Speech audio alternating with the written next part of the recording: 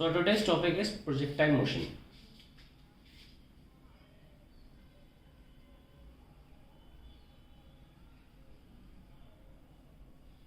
Projectile motion is in which the projectile is the object which we throw.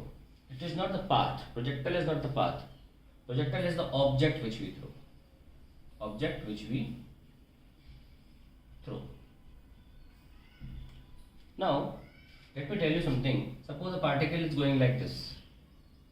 And suppose here the particle, I focus the particle when it reaches this point. So, the velocity will be here, because we know that in class 9th also we have studied. Anywhere velocity will always be tangential to the point where we have located a particle. This is velocity. Suppose I apply force on this particle F. So this force has two components. One is perpendicular to the velocity and the other is parallel to velocity, in direction of velocity. This we can say the transverse or the perpendicular component of the force, and this is the force which is first component which is along the velocity. Now you see, this component of force which is along the velocity, it changes the speed of the particle, and this component which is perpendicular to velocity, this changes the direction of particle. This cannot change the speed, this cannot change the direction. This we also must remember. So one component is along the velocity and the other is perpendicular to the velocity.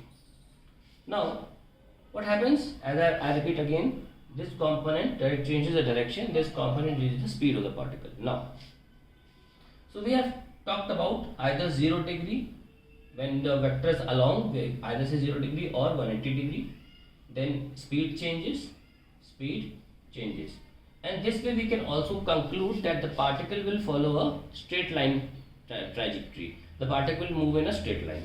And if the angle is 90 degree, then we can say the particle will follow a circular motion, because we have seen that in circular motion, in kinematics of circular motion, that in a uniform circular motion, the centripetal force is towards the center and the velocity is tangential. And whenever there is a 90 degree between the centripetal force or the centripetal acceleration velocity, whenever there is a 90 degree, there will be a circular motion. Now, here we are dealing with something else. Let's see. Now, if the angle is not 0, it is not 180 and it is not 90 degree as well, then we can look, get some angles between 0 and 180, and I have already removed these angles 0, 180 and 90. In this case, whenever there is any other angle between acceleration and velocity, the path will be parabolic. And in projectile motion, what we do, when we are throwing an object, this is the horizontal, the floor or the ground. When we are throwing an object at some angle, the gravity is acting downwards. There is an angle which is more than 90 degree, and hence we get a parabolic path. And when I am returning, then velocity is this and then gravity is this, the angle is theta again, which is acute angle.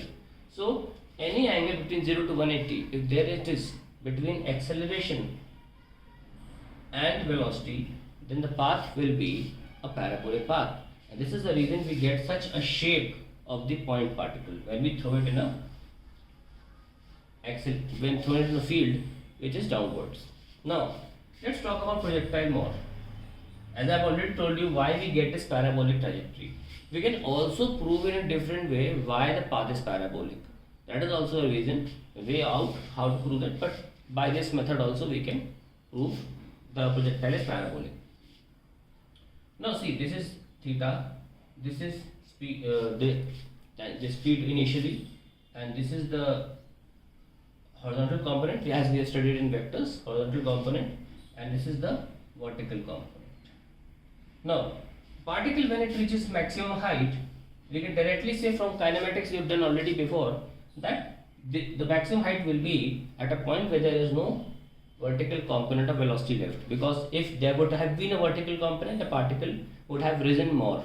But this is the final where the particle will have no vertical component. Yes, particle still has a horizontal component, and it will always have the same horizontal component because the acceleration due to gravity is downwards. It has a 90-degree angle with the horizontal, so its component g cos 90 will be 0. So in this direction there is no acceleration. Hence the particle will always have the same velocity in the horizontal direction. Because it has always the same direction, the velocity always has the same value from the beginning till the end. We can directly find out this particular distance, which we call range of projectile, very easily. Range is equals to speed into time. Range is the distance, and whenever we do not have any acceleration component or acceleration in the motion, we use distance is equals to speed into time, where speed is u cos theta and time is the time taken from this point to this point, which we will later prove. But this can be easily solved using speed into time. Now let's talk about the time.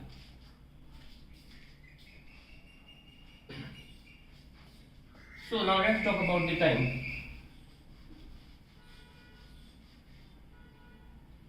There are two ways to find out the time of flight of a particle, of a projectile when it is thrown in gravity. Now, at this point, the velocity of particle in the vertical direction is 0. So we use this fact. So we use the first equation of motion, Vy is equals to Uy minus Gt. Okay, and Vy becomes 0. Initially Uy was u sin theta minus Gt. So time of flight for the half motion will be u sin theta divided by g, and total time will become 2u sin theta divided by g. Let me also remind you, you should be able to write like this also. You should remember that you should be able to remember this form of writing the time of flight also, 2u y by g. So that you remember this way. There are many questions in which 2u y by g will be very important to remember. So this is the time of flight. Now using the time of flight, as I already told you, you can find the range, which was u cos theta into capital T, and then you can find out u cos theta into 2u y by g, or this can also be written as ux. Okay, you can also write it ux matlab the direction in the horizontal direction, which is called x-axis. So 2ux uy by g, and when you write cos theta and sin theta along with them, then you can simply write u square 2 sin theta cos theta divided by g, which you can write it as u square sin 2 theta divided by g. So this is the range of the projectile motion. So we have two formulas now. One is the time of flight, the other is the range of projectile motion. Now we can also find out the height of a projectile. Let's see how we can find it out. This is a projectile and this is the height of projectile. Okay, so at this point Vy is 0, and we can again use this fact to find out the height. How? Just think of it as a straight line motion in one direction, that is y. Initially it is uy, that is u sin theta, and finally it is 0. So v square equals to u square minus 2gh. We are only talking about the vertical components y. Final velocity is 0. This is u sin theta square minus 2gh. So h becomes u square sin square theta by 2g, and that is the final formula. Or you can also remember this using uy square by 2g. This is very important form to remember like this. There are many questions which help you to solve it using it brings into your mind certain ideas when you write this formula. So we have already found three formulas, and now we go to the important formula. A 90% question you will see of higher extended level that are solved by using trajectory equation. So now we come to the equation of trajectory. Now what is the equation of trajectory? It is an equation in which the displacement along the y direction is a function of displacement along the x direction. That is the equation of trajectory. So what we do, see, remember, even if you are studying 2D motion, especially projectile motion, you never think it of as a 2D motion. You always think of it as a 1D motion, either in y direction or in x direction. Then only you are able to easily grasp the idea. See, when I was talking about time, if I only think of it as a 1D motion in y direction, I can easily write to y by g. Because what was the difference between kinematics in one dimension? The only difference is that suppose you are having a ball you're throwing up. You don't have to study any projectile if you remember this. You're throwing up. The angle is 90 with the horizontal. So if you're throwing up, you remember initial speed is u, final speed is 0, and you straight away get the answer u minus gt. I am doing the same. I'm just only saying call this ui. That's it. And solve it. So think of it as a 1D motion only. Now y equals to fx is the equation of trajectory. See, if we are having a projectile like this, so in this direction, the distance, any distance x, not just the range, any distance x is speed into time. U cos theta into time. So this is the first equation which tells you about the one-dimensional motion in the x direction. Then the second one is in the y direction. So you write like this: y equals to ut minus half at square, but this is uyt minus half gt square. See, not just in dimension analysis, dimensional homogeneity principle says LHS terms should be equal to RHS terms in quality as well as quantity. Now, here if you are writing y, then all the terms should be in the y direction. They cannot be in the x direction. You cannot write a mixed equation when it is a scalar equation. Now, in one dimension only. See, uy, and you replace this time using this equation. Yes, see, t is equals to x upon u cos theta. Now, if you place u cos theta here, we will get, I'll add it here. So y equals to u sin theta, time is x upon u cos theta minus half g x square by u square cos square theta. Okay, so u gets cancelled. Y equals to x tan theta minus gx square by 2u square cos square theta. And a very important equation which solves many questions. 90% you will see a higher level questions are solved by a trajectory equation only. The first three formulas are mostly used either in between steps or neat level questions, but this is an important equation. Now, fifth very important topic I am going to take up is of the centripetal acceleration. See how it is solved. There are certain questions in NEET as well as in JEE Mains asked regarding centripetal acceleration in projectile motion. Normally, we think that centripetal acceleration is only in a circular motion. That is wrong. Even if path is slightly turning, then there is a centripetal acceleration, as this r can be used to form a circle, and hence there will be a centripetal acceleration. So centripetal acceleration is not only in the circular motion, but any non-straight line motion you will have centripetal acceleration. Now how to get this? See, this is a projectile motion, and see this path of the projectile. At any instant we have a velocity here, and we have a acceleration here, g. Now there is a component of acceleration in the backward direction. If this is theta and this is alpha, some other angle, then if I take a perpendicular, this will 90 minus alpha, so this also becomes alpha. So in the backward direction we have g sine alpha, and the perpendicular direction we have g cos alpha. Now I already told you, this is the reason I told you at that time. The component which is perpendicular to velocity, this is known as centripetal acceleration, acting on the particle exactly at this point, even though it's not a circular motion.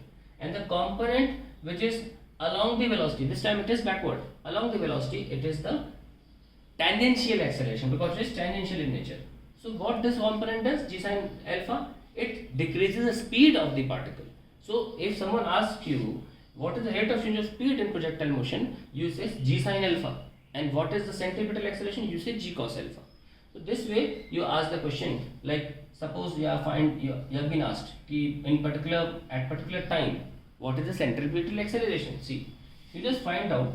First you need to know that AC is g sine alpha, g cos alpha, and AT is g sine alpha. This you remember. So I am telling you how to find out the alpha. So this is alpha. See, how to find out the alpha is a very important derivation also asked in NCERT last question, to find out the angle at any time. What did they say? Angle at any time. See, suppose this is the time where we have been asking you the alpha. This is the velocity v. Initially velocity was this, and velocity decreased to v because of the g sine alpha. I would say speed because of the g sine alpha. It is a longer arrow, short arrow I'm showing. Now, we already know that this velocity never changes, u cos theta, because there is no acceleration in the direction of u cos theta, never changes. And this velocity, this was u sin theta, isn't it? But this velocity had an acceleration downwards which was reducing its speed. So at any point of time, we can write u sin theta minus gt. So we have a horizontal component and the vertical component of the velocity at this point. You can also make a triangle like this. So now we can find out this alpha, tan alpha, using perpendicular, which is Vy. Velocity after some time can also be termed as Vy upon ux. Shorter way to remember. Then you can open it and you can write u sin theta minus gt divided by u cos theta. By solving this, you get the angle alpha, and then you can find u sin alpha and g cos alpha, the centripetal and tangential accelerations. So that is how you find out the centripetal and tangential acceleration. This is also a very important term, important to be noted. Now we are trying. Now in the end, I'll just solve a question and see how we have learned this. I'm just going to take an example of what I have taught. The question says a projectile is thrown like this and it hits a height of say h, okay, at some angle say 30 degree. It hits that 30 degree. So what is the initial velocity of the particle? This is what they have asked. Why I have taken this question? So that you also remember one very important fact of projectiles, and that is this is the semi-half range R, where you get the maximum height h. Okay, whatever velocities are here in this part taken by the particle, the same velocities are taken by particle here as well. So whenever such questions come where they are talking about this side of projectile, you bring this height exactly here and you just consider the question as if the particle is here. You will get all the answers same, because at the same height h, at two different times the particle will have the same velocity. This is v, then this is also v. This is angle alpha, this is angle theta. So particle will always have the same velocity, same angle, okay. But we also know that this never changes. If this is u, this is u cos theta, this is also u cos theta, and so on. This never changes. So now we have been asked to find this value u. How can you find this? See, we have already reached height h, and this is the velocity vy. So we write like this: vy square is equals to uy square minus 2gh. This is how we write. Or this is the initial velocity, so we can write like u sin theta minus 2gh, and this is, suppose say 60 is given, okay, square 2gh. So we get u into sin 60 is root 3 by 2, that is 3 by 4. This is u square minus 2gh. So we get 3u square by 4 minus 2gh. So there is one way of writing vy. How to write in other way? That's why I have taken up this question, which includes many aspects. Now we have written vy square is equals to 3u square by 4 minus 2gh. There is another way of writing vy by using the tan alpha formula. Tan alpha is equals to vy by ux. So we have 1 by root 3, and ux is u cos theta. Theta is 60 degree. So this is how we get the value of vy as well. That is 1 by 2 is cos 60. So vy becomes, add it here, vy becomes u upon 2 root 3. Okay? So now we can use this vy square here. If you write vy square, then it will be u square by 12. Okay, write it here. So we get u square by 12 minus 3u square by 4 minus 2gh. Okay, it is equals to. Now we get 2gh is equals to 3u square by 4 minus u square by 12. 12 is here. 9 minus 8, 8 हो गया. 2gh. So we have u square equals to 3gh and u equals to root 3gh. That is how we get the initial velocity. Now, if you see this example, it has a lot more things that you can grasp. So that's it.